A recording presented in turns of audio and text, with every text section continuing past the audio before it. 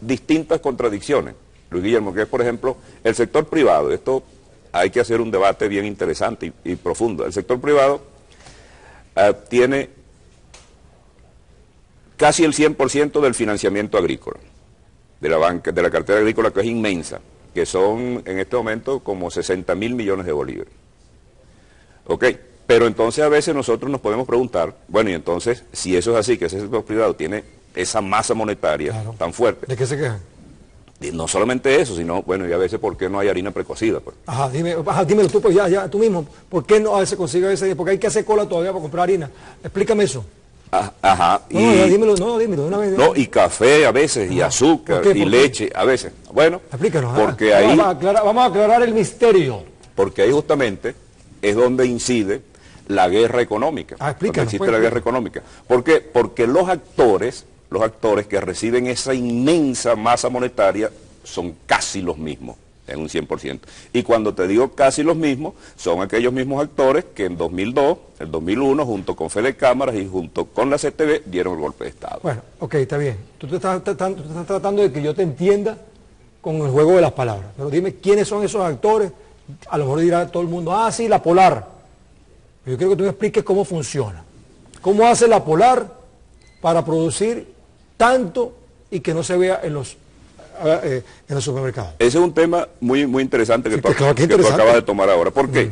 Porque ellos producen, por ejemplo, el 40% de la harina precocida del mercado venezolano. 40%, yo pensé que era más. El 40%. Ahora, pero ellos no tienen capacidad de producir más tampoco. Su estructura operativa no les permite producir más. Si ellos intentan producir más, recalientan su maquinaria productiva. Y al recalentar su maquinaria productiva, bueno, funden los motores. Y un motor fundido no le sirve a nadie. Entonces, ¿qué hay que hacer?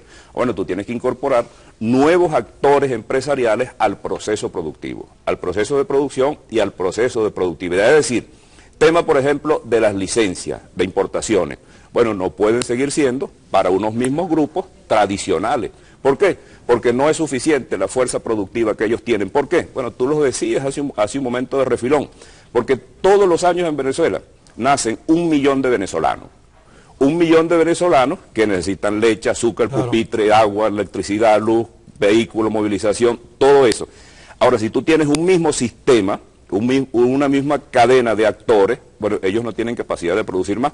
Entonces, yo le hice una propuesta en la comisión presidencial, bueno, al gobierno y al presidente de la asociación bancaria y también al presidente de Fede Cámara, para que se bancarice, para que tengan acceso al financiamiento bancario toda la población económicamente activa del campo y de la ciudad. ¿Por qué? Porque aquí se montó históricamente un diseño donde el grueso de la población económicamente activa no tiene acceso a la banca. Entonces, esa cartera agrícola, por ejemplo, gigantesca, bueno, cuando vemos los campesinos, los pequeños productores, los medianos productores, no hacen uso de esa cartera agrícola gigantesca porque no tienen las garantías. ¿Y cuáles son las garantías reales que exige la banca? Bueno, si tú eres un agricultor y le pones en garantía a la banca un buen apartamento, un buen local comercial, en un buen centro comercial privado de las capitales del país, bueno, tú tienes financiamiento casi automático. Está bien, pero ahora